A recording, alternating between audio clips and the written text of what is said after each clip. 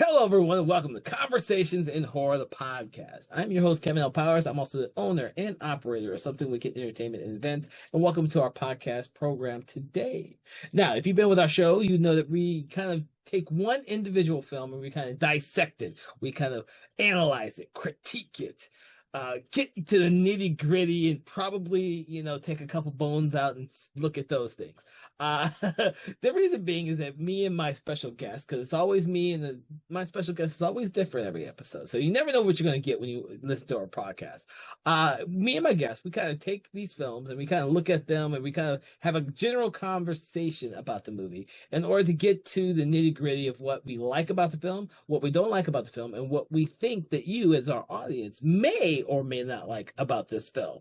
Or you can just be entertained by the way we talk to one another and make you laugh to the whatever we're talking about. Now, that being said, the movie we're going to be talking about today is actually one that a lot of people out there have seen, and a lot of people probably praise it as an excellent movie. But that does not negate that we still need to have a conversation about it. And that would be Wes Craven's A Nightmare on Elm Street from 1984. And to discuss this movie with me, I have brought back my esteemed colleague, Mr. Philip Ray. So thank you, Philip Ray, for joining me for the show today. Thank you for having me. All right. So this may be a little bit different than some of our other shows because we already know that you all are horror fans out there. So if you haven't seen the original Wes Craven Nightmare on Elm Street, you probably should be listening to a different podcast. So we're not going to go through all the nitty gritty and the plot and all that stuff because you've already seen it. What we're kind of going to do is have a little fun with this podcast today. And we're going to kind of get into the stuff that we really like about this movie because, in my opinion, this is one of Wes Craven's quintessential horror films and horror icons that has ever been created. So I gotta get my information from Philip because I grew up with Freddy, but Philip is much younger than me, and I want to know exactly how did you come about watching this film? For me, I think I saw it on the Sci-Fi Channel at some point. I remember seeing Nightmare on Elm Street on TV at some point, and I was just like, whoa. Really? So I saw this when it generally came out. I think I saw this when the second one came out because I only remember watching the first two back to back over and over again. I do remember my brother being loving the second one a lot, mostly because Freddy jumps out of a party and starts slicing and dicing and doing all kinds of crazy shit like that. But when the second movie came out, I definitely watched both of these probably on repeat, and then who knows how many times. And then by the time the third movie came out, this was like one of my favorite horror icons before he became a household name horror icon. So Freddy, this one right here was always one of my favorites of the entire franchise. It never lost its luster, no matter how many sequels came about. And it's because of the genius in the way it was put together and made, and how original Freddy Krueger was. Yeah, Freddy definitely is. When you look at a lot of the horror icons, Freddy sticks out a lot amongst them because of two things: personality and weapon. The thing is, you think of Jason, you think of Leatherface, you think of Chucky. Again, for the weapon, all of them have the most standard type of weapon you can find. Probably Leatherface being the most unique with a chainsaw is probably the most less common object. But but Freddy being the glove knives is such a fun concept, and I'm glad they went with that because originally, because Wes Craven wanted his icon to have his killer to have a unique weapon, and he went around with a lot of different ideas before they settled on the glove idea. Freddy was going to have a sickle, which would have been interesting, but definitely they went with the right idea with the gloves. And then personality wise, we wouldn't have a Chucky without a Freddy. I fully believe they made Chucky's personality off of Freddy because at the time, all of our killers were very serious. You had Jason, you had Leatherface, Um, all your killers at the time were very kind of either silent or Michael Myers.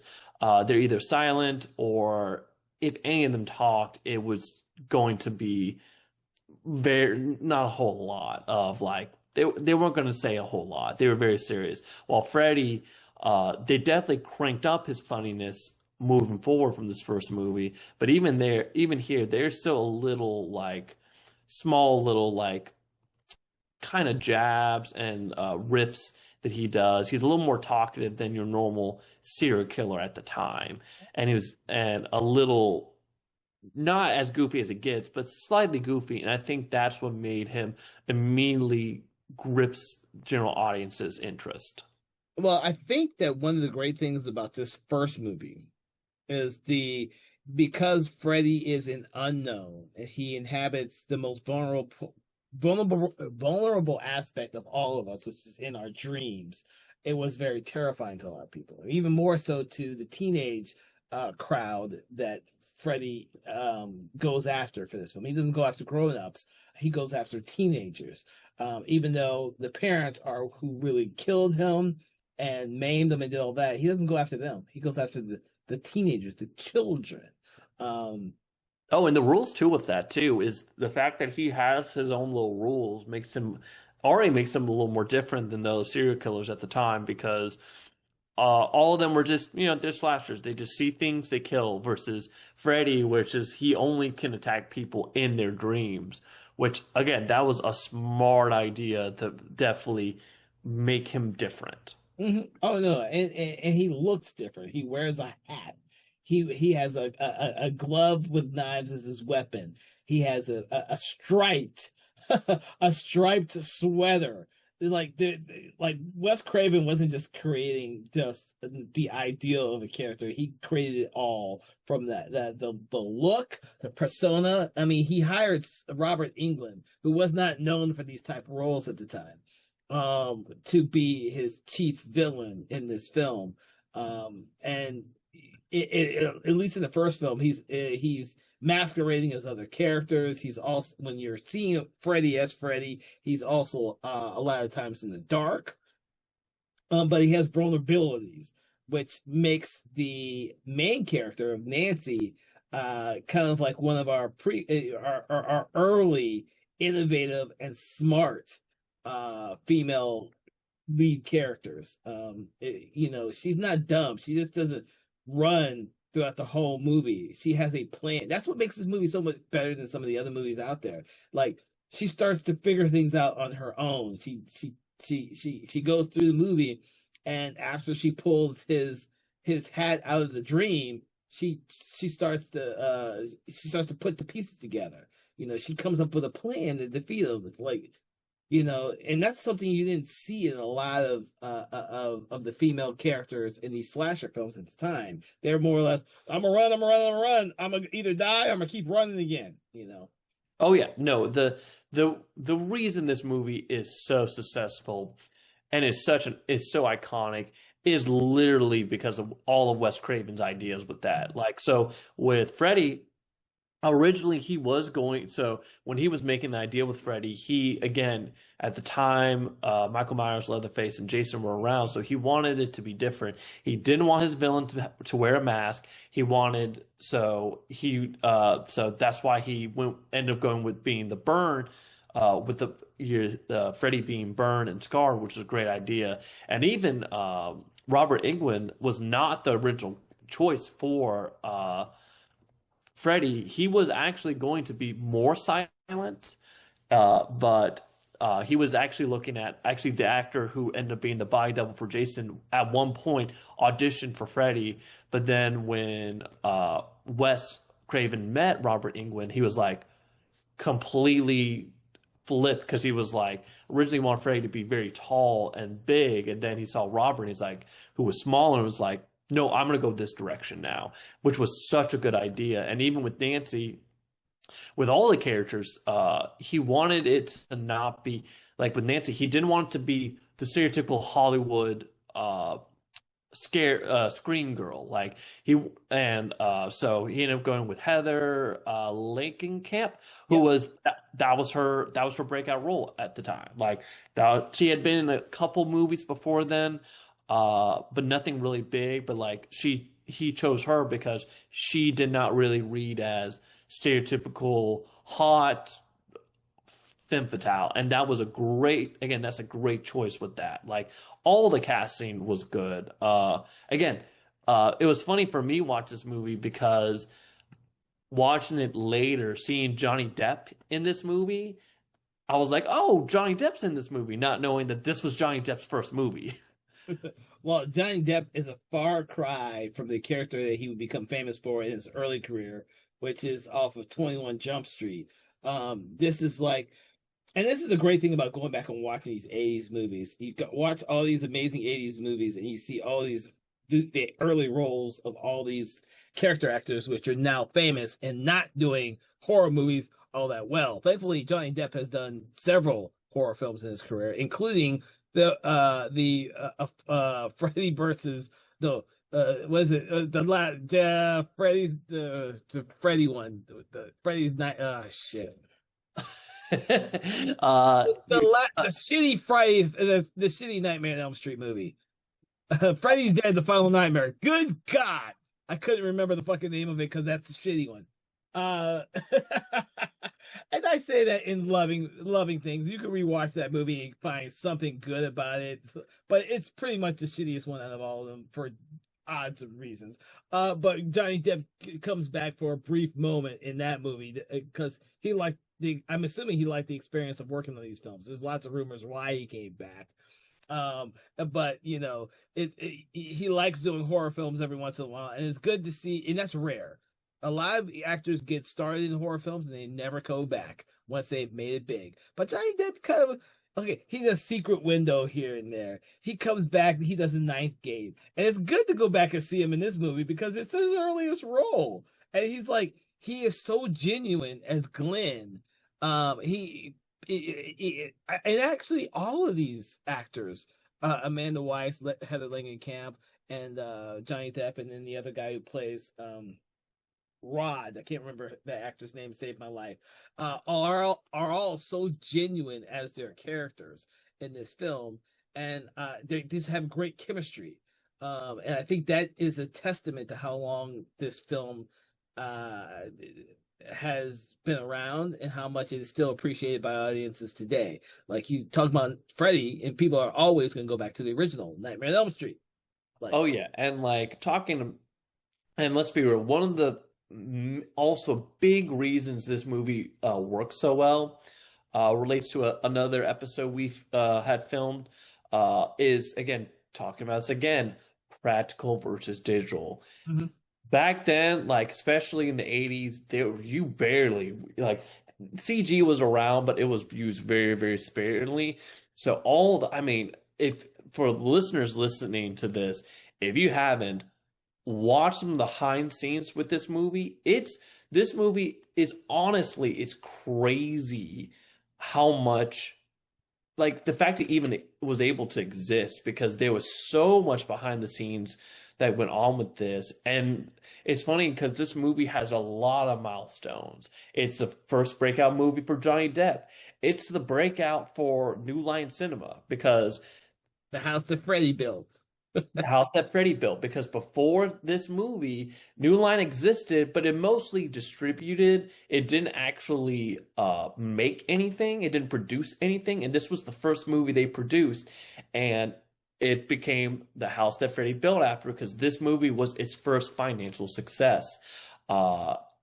It's very interesting the way, again, behind the scenes with this movie, like even New Line did not give them all the money, and so there was like a lot, they had to go outside investors, and that was a whole thing, but eventually they did get the money they needed to produce it, which again, all the stuff they do in this movie is so iconic, of not even Freddy, but some of the deaths. I mean, again, everyone remembers the geyser blood scene. Mm-hmm. Again, talking about Johnny Depp, he had such a memorable, it's probably why he's willing to come back, because he had one of the most memorable deaths, because everyone remembers the geyser scene. And again, like, watch the behind the scenes on this movie because it is just jarring. It's all the cool practical things they did to make this work with the geyser. There's also remember her death, Tina's death. Is it Tina? Yeah, Tina's death. Yes. Going on like literally her. So what they did with that was they rotated the house Hmm. at the house and just rotated it as she was getting like pulled up on the ceiling, quotation marks. And then again, and then again with the blood geyser, that actually was done upside down too, as well. So again, it's just you just listen to all the behind the scenes with this, and it's such a fascinating movie that it's a miracle it even was able to get made, but it's so thankful that it got made. This movie has a lot more technical elements to it than you would typically find in like a Halloween or Friday the 13th film. Yes. Just a guy walking around in a mask and with a giant killing utensil and killing all teenagers. There's a lot of technical aspects to this film that not all of them were like the first of its kind, but to be used in a horror film like this had never really been utilized enough, and Wes Craven was able to utilize it a lot, especially considering the movies that came before this in his filmography. Oh yeah, and and because of it, it was definitely more expensive than a lot of the other horror movies at the time. It definitely like this was pro more one of more of the higher budget movies, horror movies at the time. And again, it definitely was. But you can see where all the money went into, and that's definitely like what makes it so memorable Yeah. and why it's so well loved today. Well, and it still it holds up extremely well today. It does hold up extremely well. But you also have some amazing supporting cast, mostly from John Saxon, who, if you know John Saxon, he was around for God knows how much long before this movie. He was in my opinion, a great actor who did a lot of shit before this movie came out, and he was actually playing a lesser role in this film than what he's done before, but he still shines in this film because he's such a great actor. Um, and and the film did allow him to stretch from what he had been known for. So, and that helps. Along with Robert Englund's phenomenal performances, which also holds up. The good thing about Robert Englund, and this goes for all the Friday 13th movies, Friday 13th, Nightmare on Elm Street. Forgive me, audience, for getting them mixed up.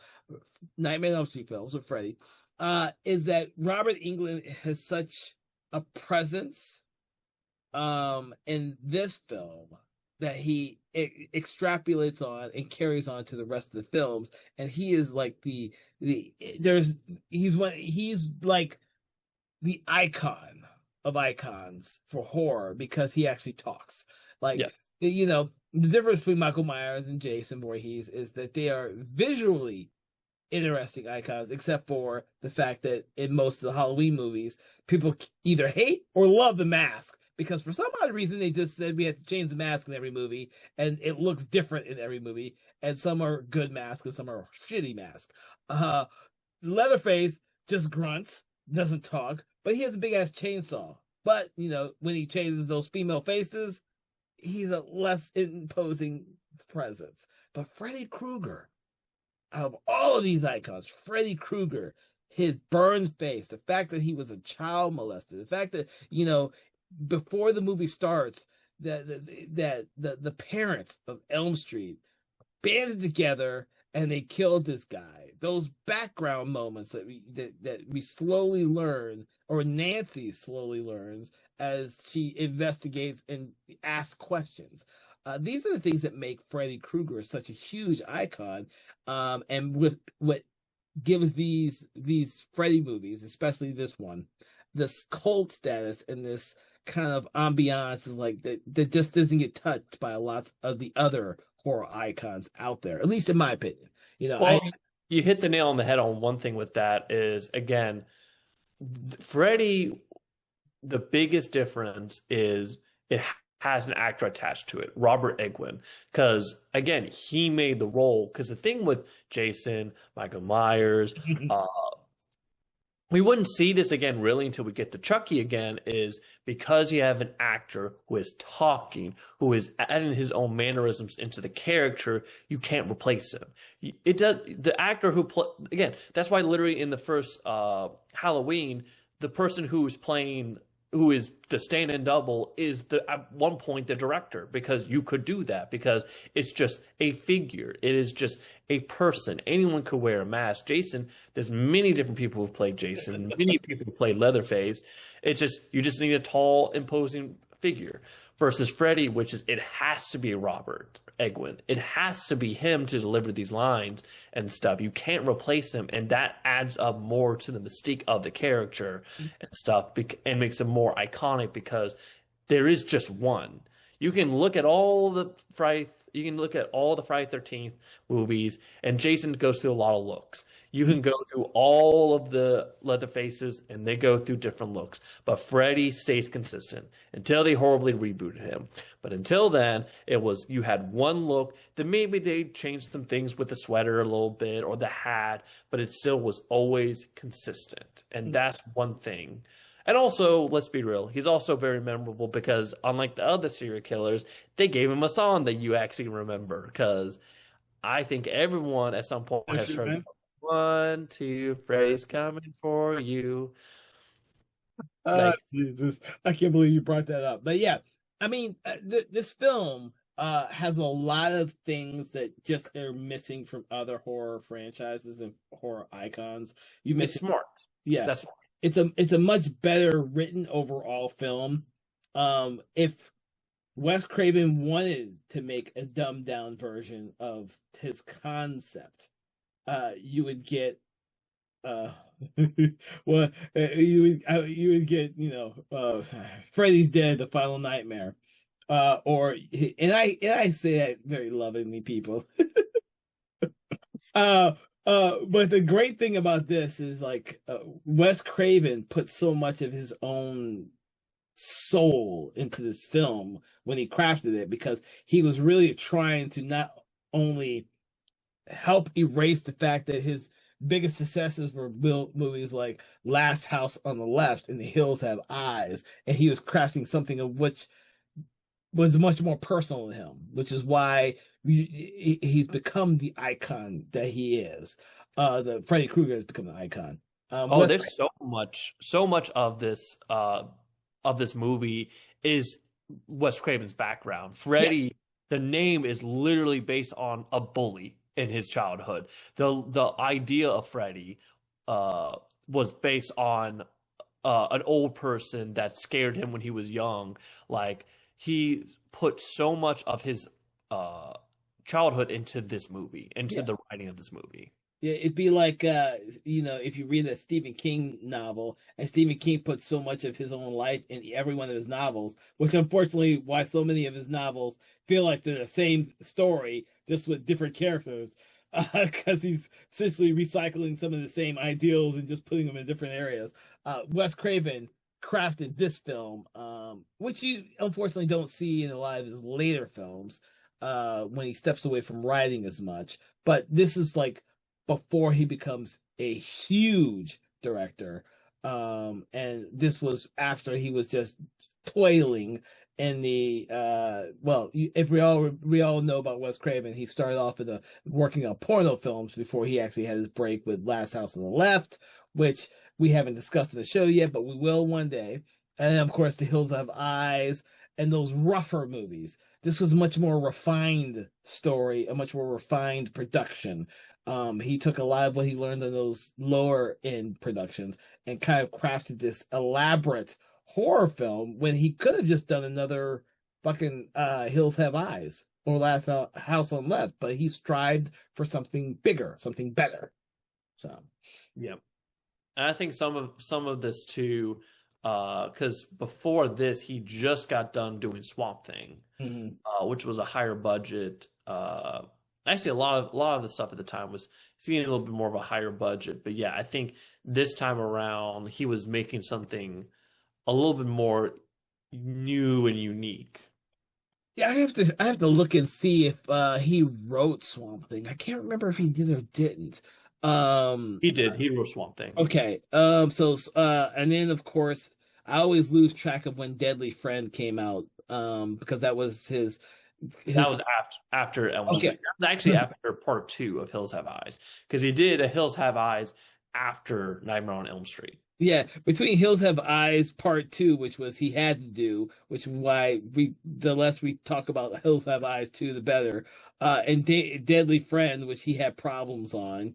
It's like this was like the movie. This was like the movie that defined the type of movies he wanted to make, and then of course, he had to go do some other movies to keep food on the table. I guess is the best way of describing that. I'm a huge fan of Hills Have Eyes, but Last House on the Left is kind of a hard movie to get through. And I have yet to actually watch any of his porno films because he kind of helped erase those from his filmography. But we all know that he did a lot of those before he made it big. And it's coming from Yep. someone who has a very heavily religious background too. Don't worry, we'll talk about that in our spin-off Patreon, conversations about porn. Jesus. Oh, Jesus. I don't think there's enough of those out there for me to actually want to sit through, to be honest with you. Oh, there's enough porn to warrant that. Uh, Oh, man. Oh, okay. but anyway, talking Yes. about but yes, I mean Nightmare on Elm Street again. It's pretty obvious why it's such a cult classic. It definitely is smart. Honest, again, it's I think what this movie does so well, and I think a little bit of what the problem that the rest of the series eventually kind of loses a little sight on is the combination of funny and terrifying. The thing with Freddy is he's funny, but he's terrifying. And unfortunately, when we get down the road in the series, they kind of crank up the funny and forget, oh, yeah, he's supposed to be intimidating. Uh, I think this movie, because this, as we see later in this franchise, we could see how easily they could have gone goofy, too goofy at the beginning of the series, and I think it would have not had been so profitable as it was then later on down the line. I don't know exactly how that all works because in all honesty, after this film, the darkest one, in my opinion, is going to be part two, where Freddy's still not funny yet, Yep. or part five, which is visually dark because that's the way the filmmaker decided to shoot the movie. The fourth one being the least dark out of the sequels before we get to Freddy's Dead. But Wes Craven would come back to do Wes Craven's New Nightmare and bring a whole new aspect to this franchise, kind of bringing back some of those elements that he had developed in this film, which is what I truly did love. And thank God Wes Craven came back to do, New Nightmare. you know, um, but what he created in this film, not only from Freddy Krueger's perspective, but from his final girl, Nancy, and then, of course, from the cinematography in this film, the sequels were always trying to one up what came before. But to be honest with you, it was pretty hard to one up Wes Craven from this film because of, the Glenn's death, Geyser Blood. I mean, geez, you're right. That's an iconic death scene that still holds up after, I don't know, 8 movies now in this franchise. Yeah. Some of the other deaths down the line have some good like points, have some good like kills and icon and imagery and stuff. But but I think a little bit of issue with some of those is they're kind of comedic. Like I forgot which one it is, but the one with the TV where like Freddy becomes the TV and he pulls a person and pulls That's and the they third one, pulls Dream Warriors. that's the third one, yeah. So it's like, but those are so kind of played up kind of comedically, while in this, all the deaths, they're really not funny, or if they are, they're kind of in the dark humor kind of funny. It's just more like crazy, but they're all serious. That I think they kind of lose a little down the line. Um, so one thing also interesting about the movie is the ending.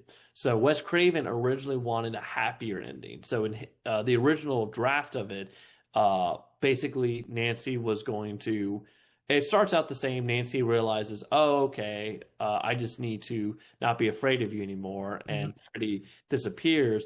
But that's it. So it's left a little more arbitrary. She gets in the car with all her friends being alive, and they drive off, and that's how the film ends. It's Mm-hmm. not really uh it's kind of assumed, and you don't really know if it is all a dream or not, and all that. And then one of the producers was like, no, I want a twist ending.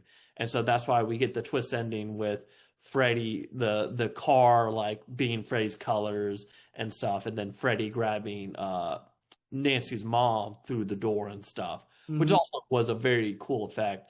Uh, but that was originally that was a producer note, which I'm kind of curious on your opinion. I'm okay with the twist ending, just because it helps. Definitely the imagery of the Freddy car was definitely good. But I don't know. What do you think? I think that as in the era this was made in, which is the 80s, and people were trying to come up with the next big franchise. That is the reason why they had they made Wes Craven change it.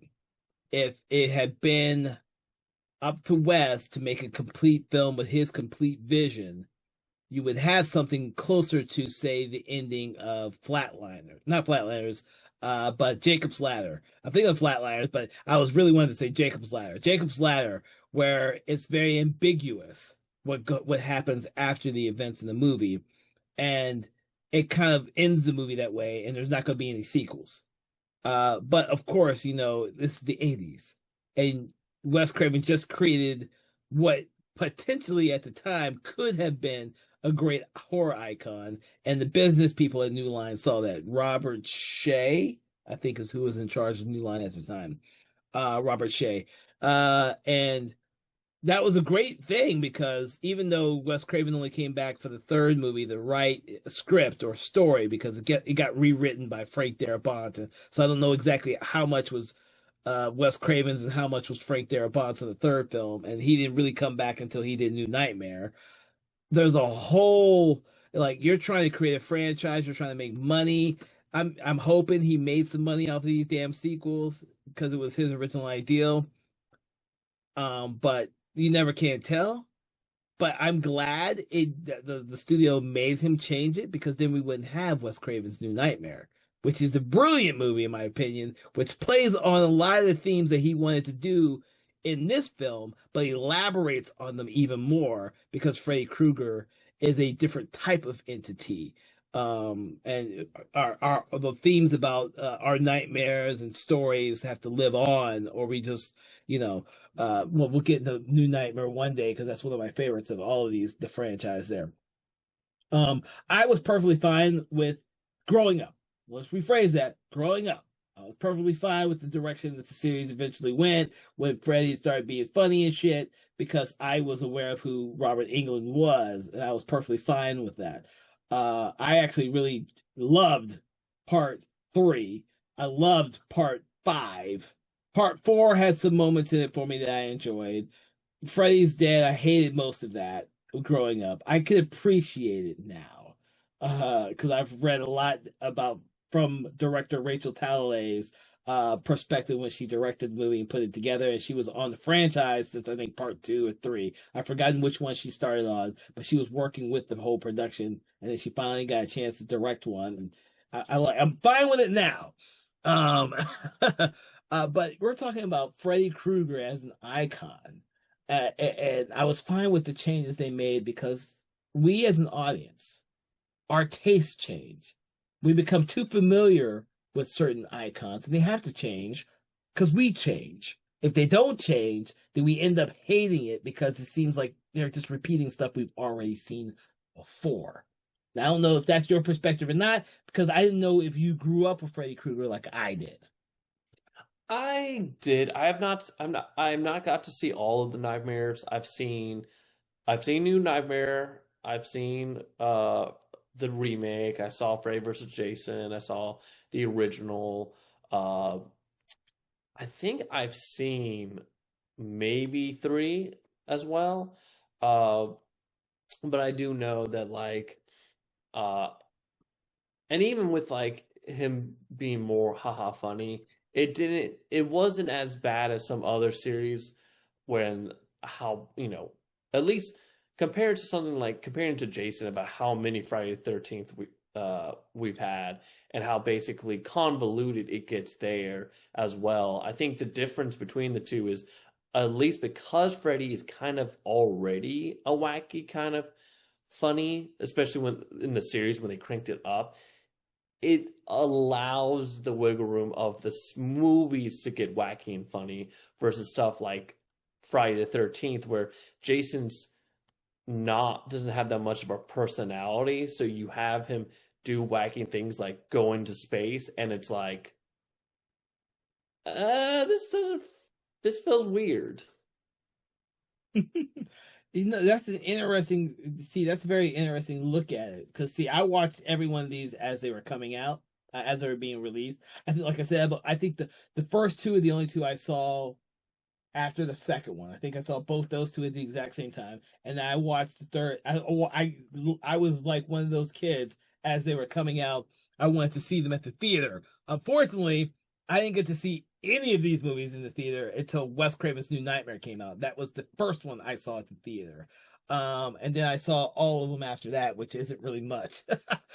But I remember being a kid and really like, I gotta see this, I gotta see this at the theater. But my parents thought these movies were too horrifying to send their kid to the movies to go see, which is still fucking odd because, as you know on the show, everybody, my parents allowed me to see a lot of crazy shit at the theater. But Freddy Krueger was that I don't know that horror franchise I did not get to see as a kid growing up at the theater. It was so weird. I had to wait till they came out on VHS. I had to wait till they came out on VHS. Yep. Now, Um, that being said, with everything with with Nightmare on Elm Street, I almost did the same thing you did. Nightmare on Elm Street. Um, Obviously, they tried to do the reboot in 2010. It didn't work out. I think I think between the two, I would argue I think you could do a um Friday the 13th modern. Like I think it's kind of crazy we haven't had them attempt to do another Friday 13th, but Nightmare on Elm Street, I feel like you really cannot do it again. Like you cannot reboot it again. Like a third time this being the case, but I don't think you really can. I think a lot of the stuff with Nightmare on Elm Street really is kind of peak 80s, and I think you can't really do an effective job today because I think today you would just see people want to over CGI everything. It's not really going to it's not going to be as good versus the practical effects of the original. And again, I really think the best of the series is when Wes Craven's attached to it. So unfortunately, Wes Craven isn't with us anymore. I don't think you can do a good Nightmare on Elm Street anymore. I think, and I'm going to disagree with you on this one. I think you could, but you would need to get someone like a Mike Flanagan to come in and reevaluate the concept. I think it'd be really hard to get along the lines of trying to have a child molester who parents go after and then they kill the child molester. But how about if you had a kid who you had a kid who systematically, and this is maybe in bad taste for some people listening to the show, if you had a kid who gunned down a bunch of kids at a school, or you can have this grown up, but it would seem more present if you had a kid gun down a bunch of kids at school, and the parents of those kids turned on this kid, and then this kid goes after the parents of those of other kids in that same school district.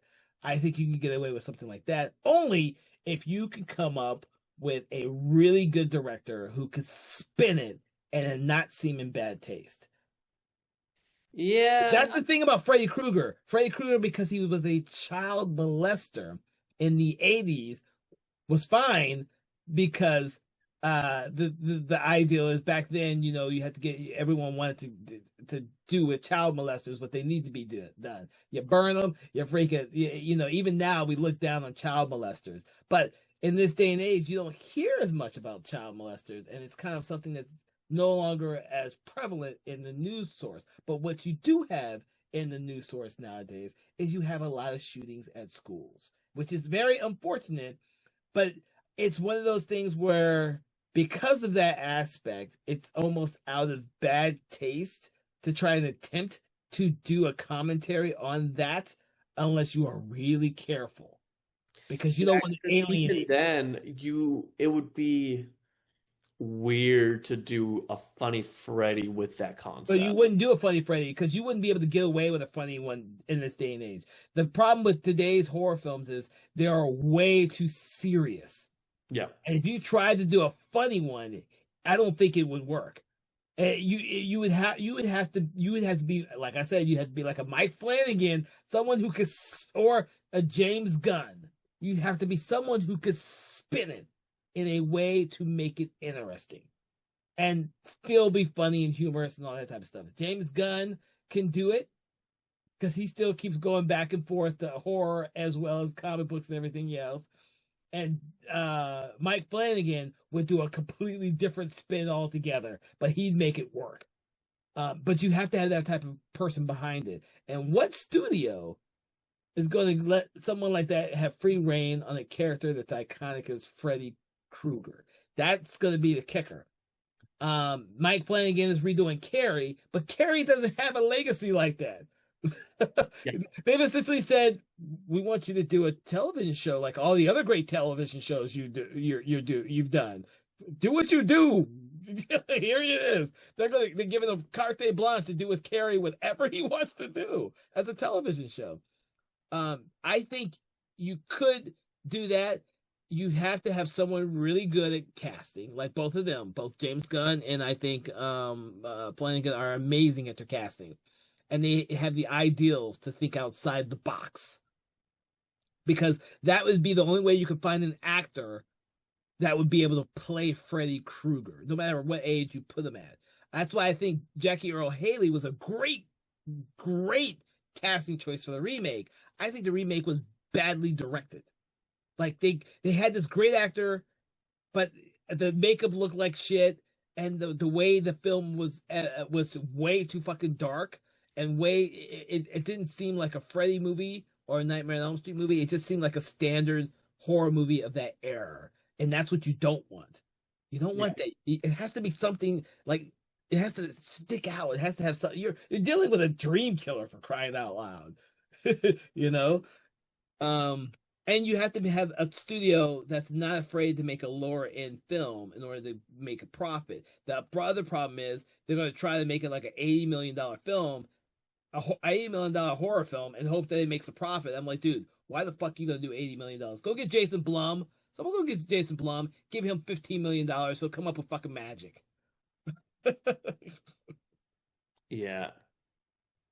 That's It's that's the only way I see Freddy Krueger being resurrected, unless you do a prequel before he becomes Freddy Krueger, which I wouldn't be surprised if someone's working on that right now. yeah, I mean that's kind of probably the best. Honestly, doing a prequel is probably the closest we could get. I mean Robert England's still around, so like he could help a little bit, but yeah, it's He's just retired. He says he's retired from Freddy. He's not doing any more Freddy. yeah. But yeah. Yeah, sorry, that's easy. But yeah, I don't think you can I mean at this point you do a serious Freddy is probably the best you could do with the live action. Even then it's just kind of like I don't know. It's just uh You could do a serious Freddy if it was a television series. I don't think you could do it if it was a movie though. Yeah. If you are doing a television series and you are expanding upon the story, you could do the Wes Craven's The Nightmare on Elm Street as a series, and you can expand on the parents and the history of Freddy that comes back in flashbacks, and actually delve deeper into Nancy's character, figuring this whole thing out. You could do that, and it would be cool. I just wouldn't, but you only do that if it's like 6 to 8 episodes for the season. I wouldn't try to string this along for 13 episodes. It would have to be 6 to 8 episodes on and you could probably get away with it. And then the second season would bring up new characters, but still be Freddy involved, and you could do it. Like what they did with the Hannibal TV show. They essentially took. I don't know if you saw the Hannibal TV show. I have not, but I know about it. They took a concept that probably should have never been expanded into a TV show, but did a really excellent job in expanding it and expanding the concept behind the Manhunter movie. The first book that Actually, it's interesting because because they did also a reboot for Leatherface, I remember. Mm-hmm. Several. Several. But yeah, I mean, Freddy has not gotten one, and actually, I mean, that's probably the best. It's probably the best direction you can do with the franchise at this point is before he becomes burned up. That's probably the end of the movie, but you focus on because technically, him being a child molester is not added until later on in the series. For the first 1984, he's just a child killer. It wasn't until later they added the molester part to his title son of 100 maniacs and all that other shit they kept. Yeah. Where they add later all the other kind of ridiculousness background, but at least the original, he was just a child killer. So you could probably just keep that part like the original, and then you just focus, and you can focus on before he donned the fedora. That would be the title of the poster of before he donned the fedora, he was Fred. Well, you could call it just Fred. You could call it the entire series just Freddy, or you could call it Krueger, or you could call it Fred Krueger. Before he entered your nightmares, and you could do it like Hannibal did it. Hannibal was essentially the fucking serial killer bad guy. You could do Freddy Krueger, just like they're trying to do with what Crystal Lake, whatever they're calling it now. With Jason, the prequel series, which I think was a horrible idea to begin with. But hey, you could do it. There's nothing stopping you. But at some point, we don't want to see a fucking prequel to some of these icons. We just want to see another fucking good movie. Yeah. So Wes Craven created, crafted, executed one of the, in my opinions, very few flawless horror films of the 80s. Of course, yes, modern day technology can redo this and make it look better, blah, blah, blah, blah. But would it still have the same chemistry and gravitas that this film had? Probably not. This was like lightning in the bottle, in my opinion. Like, it definitely is. I think especially again, knowing behind the scenes of how hard it was behind the scenes for this movie to even get made. There was a couple weeks where there was a lot of, again, like the finances for this, they had a lot of backers like back out in the middle of filming. So there was 2 or 3 weeks during filming where no one was getting paid, but everyone just kept doing it because they liked where the movie was going and stuff. So it's, again, like there was a lot of things riding on this movie. It's such an example of a passion project. Yeah. Well, in my opinion, I kind of sometimes look at this as like all the problems Steven Spielberg experienced while making the original Jaws. Like, it never seemed like anything worked out for him while filming the fucking movie until it was released, and all the problems actually made the film better. Yeah. And unfortunately for the rest of the world, Steven Spielberg keeps saying that he'll never ever go do another movie on open water because of all the pains that he had to experience making Jaws.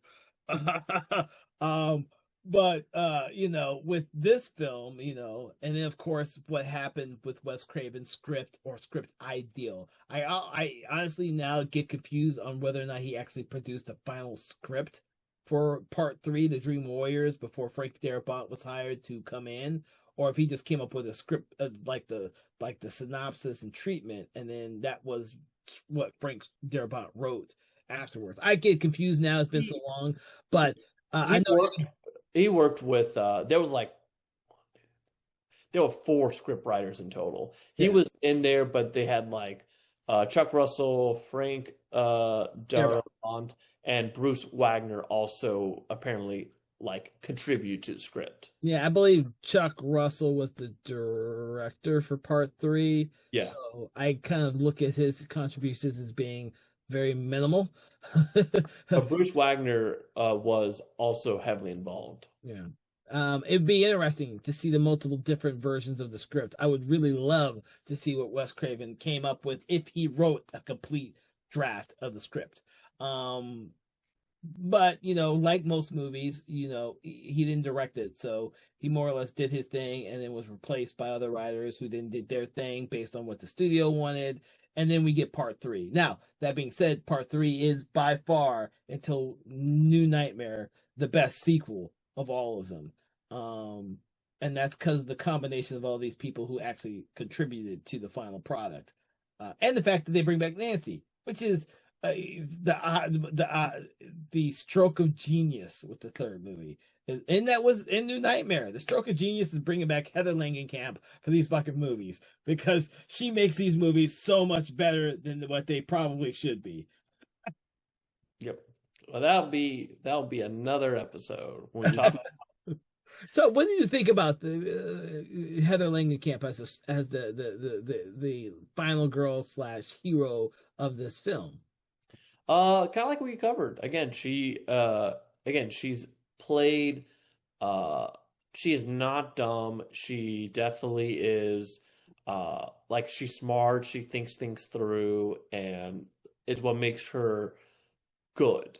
Is Mhm. because she's not this she like again, she really again, she starts thinking of the things like, okay, I need to keep myself up with caffeine, like, oh, I need to burn my like I'm being chased, I need to get myself out of this nightmare. I need to burn myself on like the pipe. Like small moments that they're showing that she's actually smart and that she's actually uh it's again a very positive portrayal. Yeah. So, and I always ask this because she's one of the few final girls who, well, I was about to say that survives, but obviously in the third movie she doesn't really survive that one. Because it was a trend in like for the Friday 13th movies that they just kill the survivors from the previous movie in the new movie to make way for new characters. And essentially this was one of the few franchises that kind of utilize characters or story elements between each movies to make them seem all cohesive as a film. In the second movie, they borrowed Nancy's diary that was left in the house because the second movie takes place in the same house that Nancy lived in. And by the time we get to the third movie, those characters are in the third movie and fourth movie, and then those movies in the fourth movie carry over to the fifth movie. And it was one of those things that made watching this series so enjoyable because the characters kind of segued into each of the sequels until you get to Freddy's Dead. I was about to forget the damn name of that movie again. Damn it. Freddy's Dead. Where they just took it years from the events and just started off with a whole new cast. I also think that's one of the things that helped this franchise endure because they borrowed characters were used in multiple films. Unlike Nightmare and unlike Jason Friday 13th. Jesus. Uh, Sorry everyone who's listening, but us getting these Friday 13th and Nightmare on Elm Street films mixed up in our heads just happens because they're the most iconic of horror franchises. Um, but you don't really, with the exception of three of the fucking Friday 13th movies, characters don't seem to be in multiple ones, and they don't really go in line with a timeline that's credited, really. But this one had something different. this franchise had something different. It was, people followed it because they did a really good job with the characters, and they did a really good job with continuing the story from one film to the next. And I think that's one of the great things about rewatching these films. You can watch them separately if you like you did, obviously, Philip, because you haven't seen them all. I actually thought you had seen them all by now. I still got one or two. So it'd be interesting, but like me, I grew up watching them in order, and then I rewatched them a ton of times. So, uh, but that's how it is. This is one of the reasons why we have these conversations, is to kind of get an idea of where your position is watching these films and my position, because it's going to be different because we're from different generations. So, yep. Do you have any other thoughts on Wes Craven's A Nightmare on Elm Street? Nope. Again, there's a reason why it's very iconic, and again, it's definitely it's so interesting to listen to behind the scenes with this film. So definitely, if you haven't, readers, definitely watch them. There's a couple of documentaries about the making of this that's very interesting. But yeah, I mean, it's funny about this film because it did it revolutionized a couple things. Again, it made a film company. Like everyone knows New Line Cinema now, Mm-hmm. but we wouldn't have a New Line Cinema as it is today if it wasn't for Nightmare on Elm Street. We wouldn't have Johnny Depp like we do now if it wasn't for Nightmare on Elm Street. Even again, like you wouldn't have Chucky if you didn't have Freddy. Like this movie is very. If you haven't seen it, definitely see it. It is definitely stands the test of time, and it will continue to stand the test of time as we all grow old and brittled. As we go old and brittle, Jesus. I will say this: if you have not seen Nightmare on Elm Street, the original one, I do not know what rock you've been under for so long, uh, because every Halloween, it doesn't matter. There hasn't been a new fucking Freddy movie in God knows how long. I don't even know when the remake was made. But 2010. Huh? 2010. 2010. So 2010 was the last time there was a Freddy Krueger movie. But you will always see kids, grown-ups, teenagers every Halloween dressed up as Freddy Krueger. That is like one of the most iconic Halloween costumes out there. It is there every year at Spirit Halloween. You can easily buy it, and despite the fact there hasn't been a new film in 15 years, it is still one of the most popular costumes out there, even for little kids. That's how huge the Freddy Krueger is, and the Nightmare on Elm Street film. So, I implore you, if you really have never seen this movie, you definitely need to see it. And don't tell me you haven't seen it, because I had to come over there and slap you in the face and wonder why you haven't seen it. Unless you're just scared of horror movies, then you're not listening to our podcast. So, uh, with that, what we like to do is we like to rate the movies that we see on our program, from a 1 to 5 stars, 1 being poor, 5 stars being excellent. Where on the spectrum, Mr. Phillip, do you put Wes Craven's A Nightmare on Elm Street? 5 out of 5. 5 out of 5. You know what? I was afraid you were not going to do that, because some of the guests on the show says, "Oh, I'll never give a movie 5." But you know what? I give this movie a 5 too, because I have watched this so many times, and even when I rewatched it for the podcast, I still was never bored, and I never found anything but the utmost excellence in this Wes Craven movie. And this is not because I'm a huge Wes Craven fan, because I love Wes Craven's movies, but I can admit when he did some shitty movies, the less said about Cursed, the better.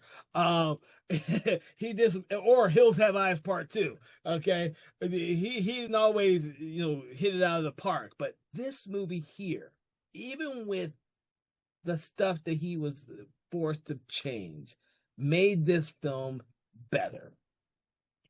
It made this film into what the franchise and what Freddy Krueger is today. It was, unfortunately, without him being here, he didn't have his hands in, extending that past Robert Englund's tenure on the franchise. But there is hope that someone like a Mike Flanagan or James Gunn will come along and kind of revitalize this damn thing. Someone finally taking it over. But we can always hope. It's a dream. It's a dream. But until then, we will always have this movie to watch and rewatch again and tell our friends about this movie. With that, I want to thank you, Philip, for joining me on this conversation in horror where we discussed A Nightmare on Elm Street. For everyone out there, I hope that you check this out. If you've never seen the movie, like I said, I'm going to slap you. Come back to your house. I'm going to slap you upside the head. Other than that, I hope that you will listen to some of the other episodes we've done before. We've done some of Wes Craven's previous films, so make sure you check those out. Make sure to like, follow, share, subscribe so you never miss an episode. Regular episodes are every Wednesday at 8 a.m. and our special themed episodes are usually on Mondays at 8 a.m. So make sure to subscribe so you never miss those episodes. And then make sure to check out our Patreon exclusive podcast, Conversations in 4Color, which delves deep into comic books, manga, and graphic novels. You have to be a subscriber or follower in order to access that podcast. So go ahead, just become a supporter so you can support our arts and our continuing success as podcasters here at Something Wicked Entertainment. From all of us here at Something Wicked Entertainment, we want to wish you a pleasant day, and we hope to hear from you at the next podcast. Everyone have a great day. Conversations in Horror is a Broken Lighthouse Pictures production, written, produced, and directed by Kevin L. Powers, executive producer Kelly A. Inoka. All contents and material from this episode of Conversations in Horror is copyright 2025 Broken Lighthouse Pictures.